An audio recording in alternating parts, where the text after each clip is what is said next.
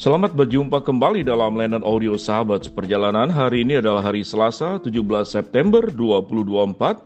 Tema renungan saat teduh kita dengan judul Yang Tersulit Dalam Hidup. Firman Tuhan terambil dalam Filipi pasal yang ketiga ayat 17 sampai dengan ke-18. Saudara-saudara, ikutilah teladanku dan perhatikanlah mereka yang hidup sama seperti kami yang menjadi teladanmu. Karena seperti yang telah kerap kali kukatakan kepadamu dan yang kunyatakan pula sekarang sambil menangis, banyak orang yang hidup sebagai seteru salib Kristus. Mari kita berdoa. Bapa yang di dalam surga, kami ingin belajar tentang apa yang tersulit dalam hidup dan apa yang paling berharga dalam kehidupan ini. Dalam nama Tuhan Yesus kami berdoa, amin. Shalom sahabat seperjalanan yang dikasihi Tuhan. Setiap kali kita mendengarkan renungan tentang kesulitan dalam hidup, maka setiap sahabat seperjalanan sudah ada di dalam benak apa itu tentang kesulitan.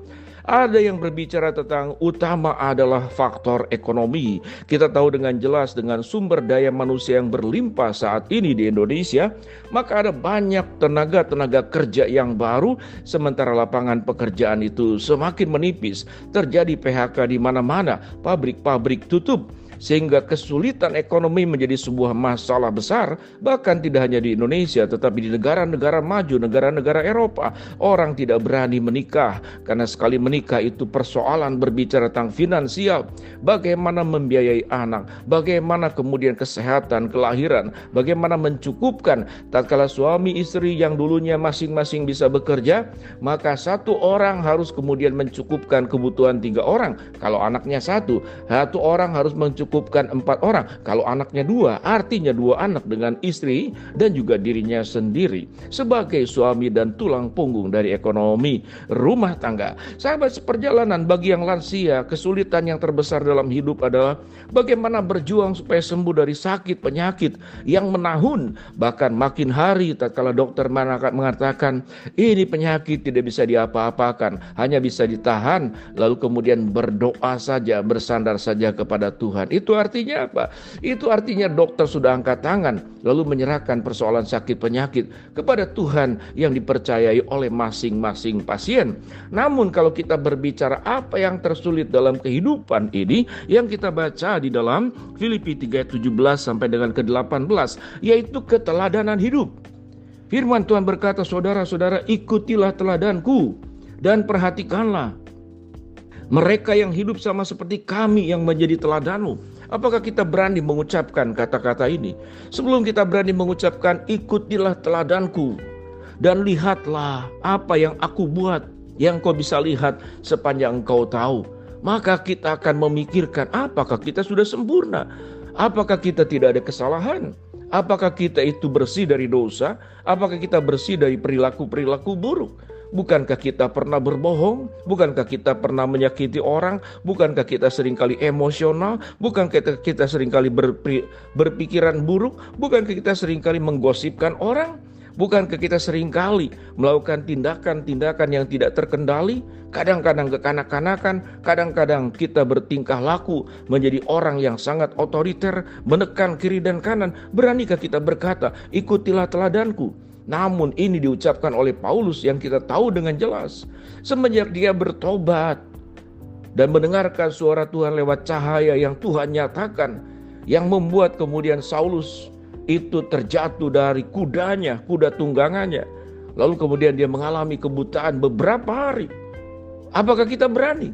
Namun Paulus menunjukkan sebuah keteladanan setelah dia percaya kepada Kristus. Dia bersungguh-sungguh menjadi murid Kristus. Dia bersungguh-sungguh menjadi rasul Kristus. Dia bersungguh-sungguh menjalankan setiap aspek kehidupannya. Setiap hari, setiap jam, setiap menit, setiap detik. Dia jaga hidupnya dengan baik.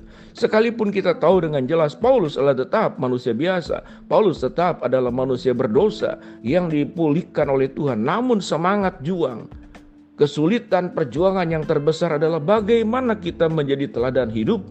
Bagaimana kita menjadi ayah yang baik, menjadi suami yang baik, menjadi istri yang baik, menjadi ibu yang baik, menjadi menantu yang baik, menjadi mertua yang baik, menjadi majikan yang baik. Satu bagian daripada berita yang saya baca baru-baru ini, seseorang majikan yang punya usaha adalah membersihkan mobil dan motor. Dia punya pegawai 6 yang membersihkan, pegawai tetap, dan ada pegawai yang sifatnya itu adalah musiman. Dia pekerjakan, dia simpan, dia berikan tempat untuk mes buat pegawainya di lantai yang satunya lagi, sementara tuannya itu di lantai yang lebih bawah. Apa yang dilakukan oleh majikan ini? Mengata-ngatai, memantau, kata-kata kasar, menghina, merendahkan. Secara aspek ekonomi, majikan ini punya keluasan finansial. Dia berhasil. Karena keberhasilan itu membuat dia itu sombong. Dia merendahkan pegawainya, mengata-ngatai pegawainya. 6 pegawai yang usianya masih muda, yang paling muda 16 tahun. Yang paling tua itu 23 tahun. Karena mereka tertekan, mereka stres. Lalu dalam peristiwa itu majikannya dihabisi, dibunuh secara ramai-ramai, dibunuh secara berkelompok. Akhirnya majikan ini meninggal di waktu malam hari. Seseorang bisa sukses di dalam ekonomi, tetapi seringkali kesuksesan ekonomi membuat kerusakan daripada karakter seseorang. Dia menjadi sombong, dia menjadi arogan, dia menjadi menekan orang yang lebih bawah daripadanya. Seseorang dosen, seseorang yang mungkin punya pendidikan yang tinggi, kalau dia tidak hati-hati, dia menjadi orang yang sangat mudah sekali merendahkan orang lain.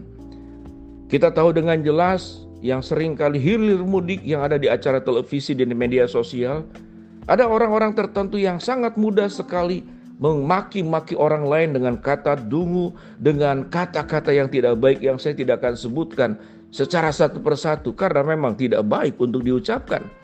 Tetapi merendahkan, menghujat, menghina, bahkan cenderung memfitnah, membuat orang itu dibuat sampai tidak ada artinya. Bukankah Tuhan sudah menciptakan setiap orang itu dengan penghargaan yang tinggi? Allah sendiri dan Kristus sendiri tidak pernah menyebut seseorang itu, kecuali memang dia itu sudah sangat luar biasa seperti ahli Taurat. Dikasihinya, dihargainya. Para yatim, para janda, orang bisu, orang lumpuh, orang tuli, bahkan koruptor seperti Matius pemungut cukai, itu dikasihi, diberikan perkara-perkara yang indah. Keteladanan adalah perkara yang tidak mudah. Tetapi sewaktu kita hanya berbicara, mengajar, mengatakan perkara-perkara indah, menyampaikan tentang kecerdasan kita, menunjukkan kehebatan, keterampilan kita, menunjukkan sebuah prestasi baik di dalam akademik, baik di dalam sosial, baik dalam ekonomi kepada orang lain.